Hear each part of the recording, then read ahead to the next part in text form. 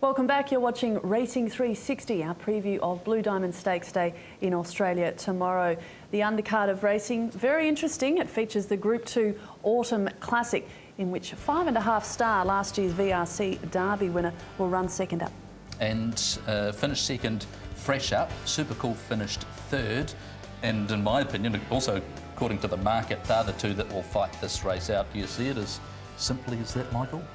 Well, I have got those two standing out as the two most likely winners, but I mean, they're still young horses and there's still some learning to be done. Subiaso is a horse that I had been looking to for the future, and I have been for a while. He has taken a step forward. I don't know that he's got the class of these two here. Look, 5.5 stars Derby win. It was at long odds, but I don't think it was a fluke. I just think people missed him. He came out of Sydney form and came down, and he was strong. He was. Here's the replay of the 1400 metre lead-up race. The reports from the mounting yard that day were that both at 5.5 star and Super Cool were a touch soft in the yard, and probably will take a lot of improvement from this run. It was a grinding effort to the line, wasn't it? Mulazem looks a very good horse, though.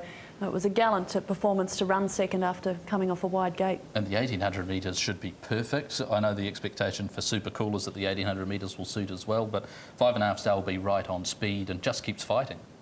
Ran extraordinary sectionals in the VRC Derby, and often you don't see the VRC Derby come back as soon as the summer and autumn and perform. Often their best performances of the top VRC Derby winners can come in the years subsequent rather than just a few months. But he looks to have come back well. I think he's going to sit on speed and he'll win the race, I think. Super Cool will be flashing at him, but I don't know that Super Cool...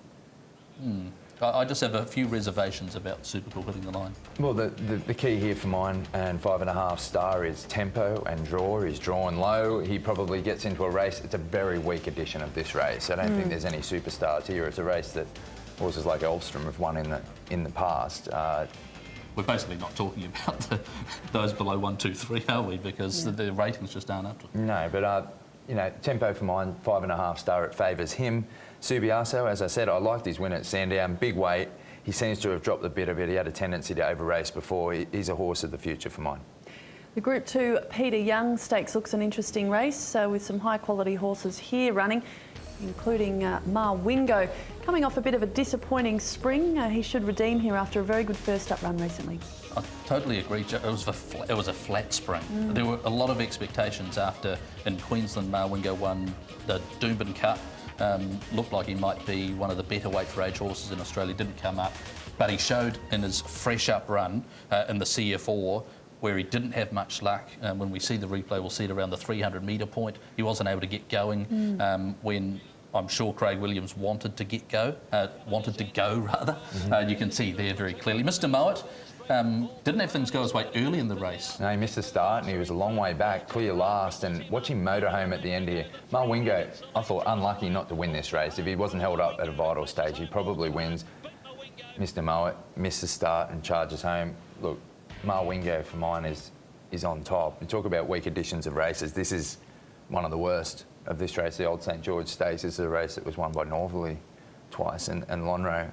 Marwingo, I'd sort of give him a couple of excuses for not coming up in the spring. He's only a still relatively new horse to Australia, a German import. Came in with good form, came up straight away. Look, we've seen it here in Hong Kong, how hard it is for imports just the path that they go on to acclimatise. Sometimes they come on quickly, sometimes it takes a while. Look, I'll forgive him for not coming up in the spring, and I think he's a real weight for age candidate. He's still a young horse, just 5. And I think he's a real challenge for his trainer to train to a bit of a head case. I know that for a fact. All right, to the rest of the runners in Peter Young tomorrow, one horse in terrific form is Budrigas, going for 3 straight with Brett Preble aboard. Yeah, he holds the key to the race because I think Brett will set the tempo, similar to how Craig Williams rated Budrigas in front this day. I think Craig will look to follow Budrigas in the run and hope that Brett goes a genuine tempo and Craig will just peel off with Marwingo. And I think that's the advantage that Marwingo will have over Mr. Mowat. Other runs in behind, Fortella was okay, and Vest was pretty good, hitting the line. There's another horse from South Australia called A Clear Surprise, who is putting together the wins but is well down in the rating. ratings compared to others, but there is some expectation that maybe he can perform better. I listened to Australian radio and there was a suggestion from the trainer that he'd like to come to Hong Kong, compete in the Champions Mile and then go to Singapore. Well, he'd have to win this race to even be considered as an invitee for a race like the Champions Mile. Yeah, he's owned in this part of the world. He carries the colours of Thomas Lee from the Macau Jockey Club. He's won 4 in a row. It's a strange stable move to come from Moody to Smurden to where he is now and to win 4 in a row for Philip Stokes. But you can all have a dream. Just a couple to forgive from the replay we saw before. Prairie Star pulled up with harder regularity in that race. I don't know that we've got the class to win this, but a clear surprise. On European form would be competitive. Absolutely.